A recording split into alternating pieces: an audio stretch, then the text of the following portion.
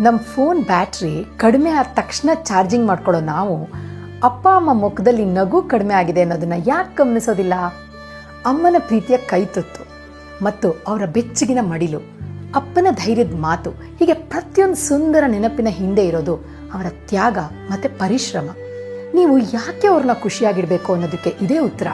ಚಿಕ್ಕ ವಯಸ್ಸಿನಿಂದ ಬೆಟ್ಟದಷ್ಟು ಪ್ರೀತಿ ಕೊಟ್ಟಿರೋರಿಗೆ ಹೇಗೆ ನಮ್ಮ ಕೈಲಾದಷ್ಟು ಖುಷಿ ಮತ್ತು ನೆಮ್ಮದಿ ಕೊಡ್ಬೋದು? ನಿಮ್ಮ ತಂದೆ ತಾಯಿಗೆ ಇಷ್ಟವಾಗಿರೋ ಎಲ್ಲ ವಿಷಯಗಳ ಒಂದು ಲಿಸ್ಟ್ ಮಾಡಿ.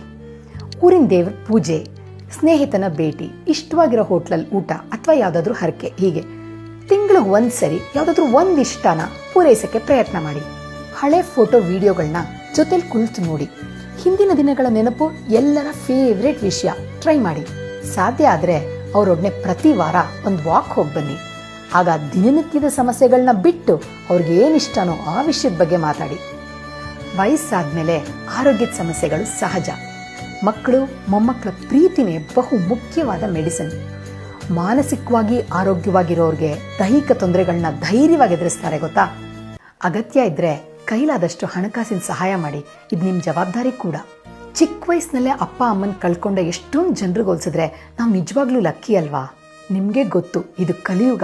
ನಾವು ನಮ್ಮ ಹಿರಿಯರನ್ನ ನಿರ್ಲಕ್ಷಿಸಿದ್ರೆ ನಮ್ಮನ್ನು ನೋಡ್ಕೊಂಡು ಬೆಳೆಯೋ ನಮ್ಮ ಮಕ್ಕಳು ನಮ್ಮನ್ನು ನಿಜವಾಗ್ಲೂ ಪ್ರೀತಿಸ್ತಾರಾ? ಯೋಚಿಸಿ ನೋಡಿ. ನಿಮ್ಗೆ ಈ ವಿಡಿಯೋ ಯಾರೆಲ್ಲ ನೋಡಬೇಕು ಅನಿಸುತ್ತೋ ಅವ್ರಿಗೆ ಪ್ಲೀಸ್ ಶೇರ್ ಮಾಡಿ.